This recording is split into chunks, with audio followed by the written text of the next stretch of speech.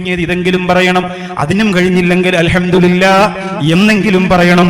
എന്നിട്ട് വേണമെങ്കിൽ ഒരു ദുആ അല്ലാഹുവോട് ചെയ്യണം. റബ്ബേ, എത്ര ആളുകളാണ് ഭക്ഷണം കിട്ടാതെ കഷ്ടപ്പെടുന്നതല്ലാഹ്, എത്ര ആളുകളാണ് ഭക്ഷണം കിട്ടാതെ കഷ്ടപ്പെടുന്നത്. റബ്ബേ, ഞങ്ങളെയും ഞങ്ങളുടെ കുടുംബത്തെയും ഒരിക്കലും നീ ദാരിദ്ര്യം പരീക്ഷിക്കല്ല അല്ലാഹ്.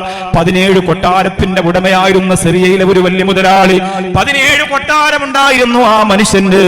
സിറിയയിൽ അല്ലാഹു ഭൂകമ്പം കൊടുത്തു, ഭൂമി കുലുക്കം കൊടുത്തിട്ട് ആ രാജ്യത്തെ ഒന്നടങ്കം തകർക്കുന്ന സമയത്ത് 15 മിനിറ്റ് കൊണ്ട് കൊട്ടാരങ്ങളെ മുഴുവനും അല്ലാഹു തകർത്ത് തരിപ്പണമാക്കി പോയി. എന്നിട്ട് ആ കൊട്ടാരത്തിന്റെ ഇടയിൽ നിന്ന്, മണ്ണുകൾക്കിടയിൽ നിന്ന്, കല്ലുകൾക്കിടയിൽ നിന്ന് ആ പ്രിയപ്പെട്ട മനുഷ്യൻ ജീവനോടെ പിരിച്ചു വന്നപ്പോ ചൂ നിന്നിട്ട് അദ്ദേഹത്തിന് റൊട്ടി കിട്ടിയപ്പോൾ അദ്ദേഹം കണ്ടവരോടൊക്കെ പറഞ്ഞത്, 17 കൊട്ടാരമുണ്ടായിരുന്ന എനിക്ക് ഇന്ന് അതിനേക്കാൾ ഇഷ്ടം എന്റെ കയ്യിലിരിക്കുന്ന ഈ റൊട്ടിയോടാണെന്ന്